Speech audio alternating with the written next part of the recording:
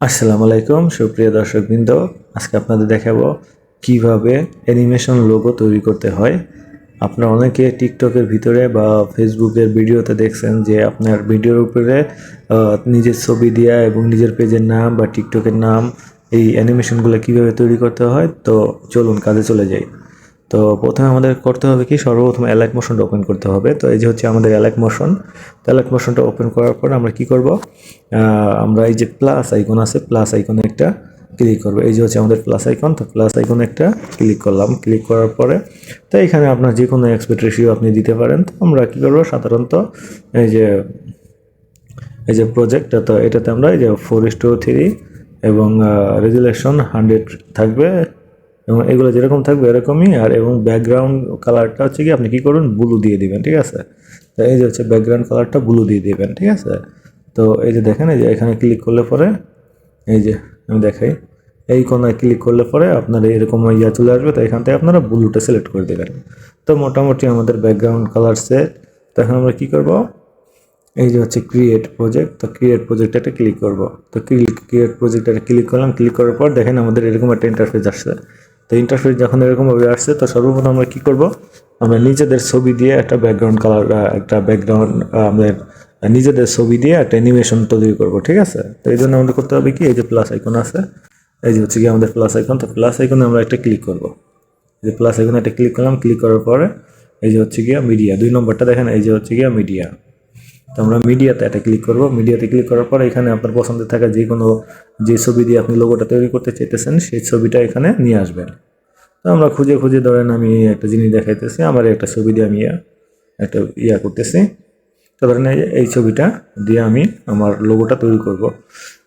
তো এটার দেখেন, এই ছবির উপরে চাপ দিয়ে ধরে যদি আপনি আঙ্গুল দিয়ে ডান দিকে নিলে ডান দিকে যাবে, বাম দিকে নিলে বাম দিকে যাবে, ঠিক আছে, বুঝতে পারছি। তো এখন ছবিটা একটু বড় হয়ে গেছে, তো এত বড় লোগো আমাদের দরকার নেই। তো কী করবো, এই ছবিটাকে আমরা হালকা একটু ক্রপ করে দিলাম আঙ্গুল দিয়ে। এই যে দেখেন, এই যে আঙ্গুল দিয়ে আমি যখন ওই সাদা সাদা যে পয়েন্টগুলো আছে, পয়েন্টের উপরে ক্লিক করলে পরে দেখবেন যে আপনার এগুলো একটু ক্রপ হয়, ঠিক আছে। এই যে দেখেন, এই হালকা একটু ক্রপ করে দিলাম। এখন আমি চাইতেছি যে আমার আর একটু ছোট করতে, পিকচারটা তার উপর একটু বড় রয়েছে। তো এই জন্য কী করবো, এই যে দেখেন কর্নারের যে কোনো কর্নার সেইটা দেখবেন যে এরকম সাদা পয়েন্ট আছে, সাদা পয়েন্ট ধরে এটাকে এরকম আঙ্গুল দিয়ে ভিতরের দিকে এবং বাইরের দিকে টান দিলে পরে ছোট হবে, বড় হবে। তো আমি চাইতেছি এরকম সাইজের আমার এরকম একটা লোগো তৈরি করতে। আমরা এরকম একটা লোগো তৈরি করার পরে তো এরকমভাবে আমাদের পজিশনে রাখলাম। তো এটা হচ্ছে গিয়া, যেহেতু আমরা অ্যানিমেশন একটা তৈরি করবো, তো এটা দেখেন, এই যে আমরা এরকমভাবে এটাকে আপনার এই পজিশনে রাখলাম, ঠিক আছে। তো রাখার পরে এখন আমরা চাইতেছি এটার উপরে একটা বর্ডার সেট করতে, ঠিক আছে। তো বর্ডার সেট করতে, তো এই জন্য আমাদের কী করতে হবে, এই যে লেয়ারটা আছে, এই যে লেয়ারটা, লেয়ারের উপরে একটা ক্লিক করতে হবে। এই যে আমরা একটা লেয়ারের উপরে যখন ক্লিক করলাম, ক্লিক করার পরে এই যে দেখেন বর্ডার অ্যান্ড শ্যাডো, ঠিক আছে, বর্ডার অ্যান্ড শ্যাডো আছে। তো বর্ডার অ্যান্ড শ্যাডোতে একটা ক্লিক করবেন। এই যে বর্ডার একটা শ্যাডোকে একটা ক্লিক করলাম। ক্লিক করার পরে এই যে দেখেন স্টক, ঠিক আছে, স্টকে কালো দেওয়া আছে এবং আর এটা হচ্ছে অফ করা আছে। তো আমরা এটা অন করে দিতে হবে। আর স্টকের হোয়াইট কালার, সাদা কালার যেটা আছে ওইটা দিতে হবে। আমরা কি করলাম, এটাকে আমরা অন করে দিলাম। অন করে দেওয়ার পরে এই যে স্টকের উপরে একটা ক্লিক করলাম। ক্লিক করার পরে এই যে দেখেন সাদা কালারের একটা আছে, এই যে হচ্ছে সাদা কালার।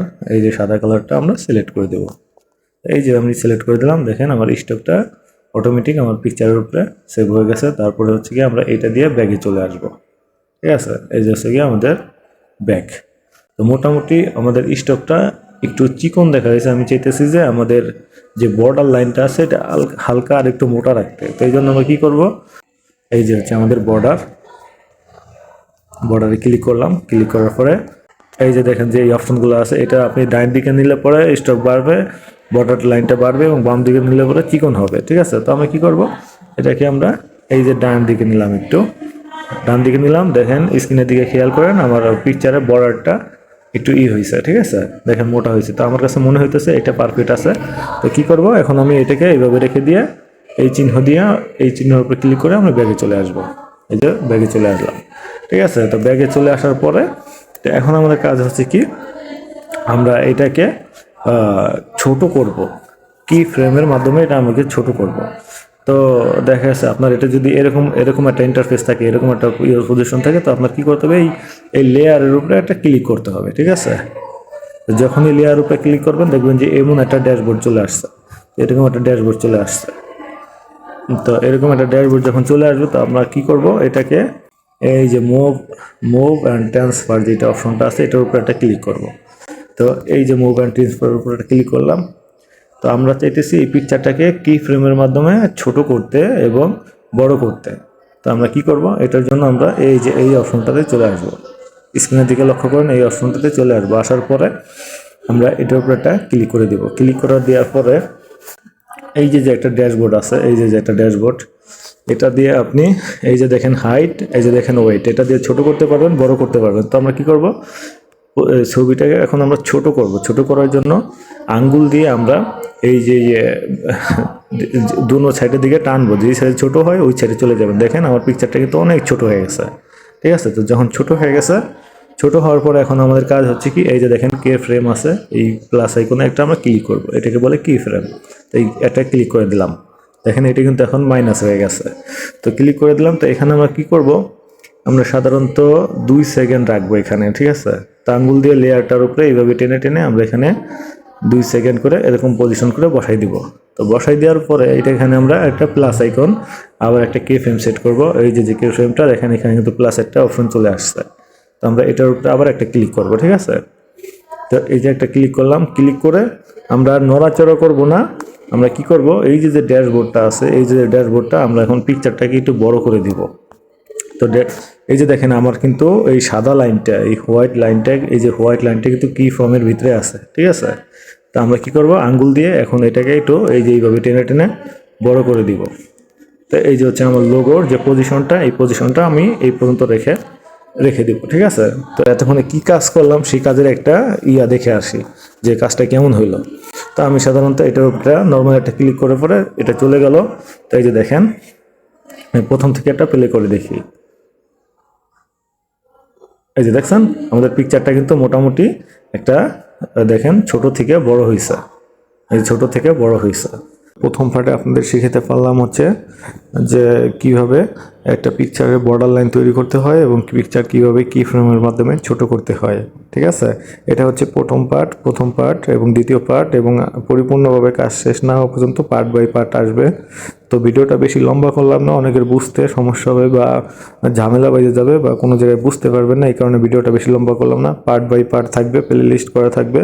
তো আপনারা দেখে নেবেন এবং সুন্দর মতো বুঝে যাবেন। আমি যেভাবে বুঝেছি একদম সহজে, একদম নর্মালি পার্ট বাই পার্ট দিতেছি। আশা করি আপনিও পারবেন অ্যানিমেশন লোগো তৈরি করতে।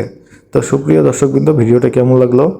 যদি ভিডিওটা ভালো লাগে অবশ্যই কমেন্ট করে যাবেন এবং একটা লাইক করে দেবেন, শেয়ার করে দেবেন এবং বিশেষ করে একটা সাবস্ক্রাইব করে দিবেন। ধন্যবাদ।